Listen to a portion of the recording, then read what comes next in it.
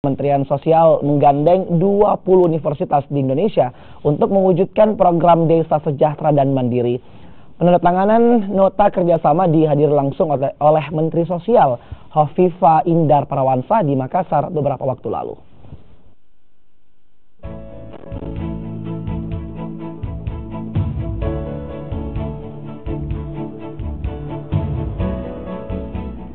Untuk mewujudkan pembangunan desa yang merata di seluruh Indonesia, Menteri Sosial Hovifah Indar Parawansa menggagas program Desa Sejahtera Mandiri yang diawali dengan penandatanganan kerjasama antara Menteri Sosial dengan 20 perwakilan universitas yang ada di Indonesia.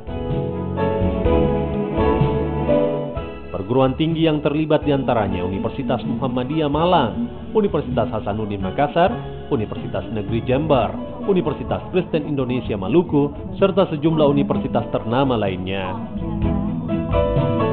20 universitas ini dilibatkan lantaran dapat bersentuhan langsung dengan desa yang tertinggal dengan menurunkan mahasiswa dalam program Kuliah Kerja Nyata atau KKN. Dibuatnya program Desa Sejahtera Mandiri ini bertujuan untuk memberikan kesamarataan pengetahuan dan pendapatan dengan desa yang lebih dahulu maju, seperti sejumlah desa yang ada di daerah Jawa.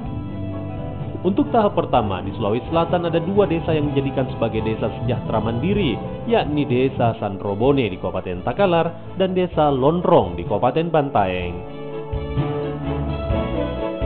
Selanjutnya, sebanyak 5.000 desa yang akan dijadikan sebagai Desa Sejahtera Mandiri dengan mengucurkan dana sebesar Rp17,4 triliun pada tahun 2018 mendatang.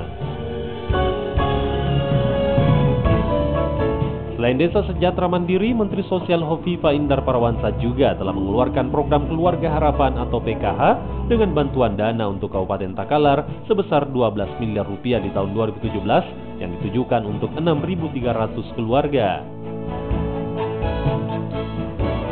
Kementerian Sosial mengambil posisi menyiapkan Desa Sejahtera Mandiri.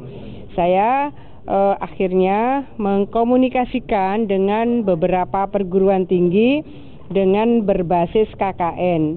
Kenapa KKN? Karena masing-masing perguruan tinggi yang mewajibkan mahasiswanya KKN itu setahun bisa 2-3 kali. Harapan kami continuity penyapaan itu akan bisa terjaga. Selain bantuan PKH, Mensos juga memberikan bantuan sosial disabilitas bagi 333 jiwa senilai Rp999 juta dan bantuan lanjut usia sebesar Rp212 juta untuk 106 jiwa. Dengan adanya program Desa Sejahtera Mandiri dan berbagai program lainnya, diharapkan warga desa mampu meningkatkan perekonomian dan berdampak pada kehidupan yang lebih baik.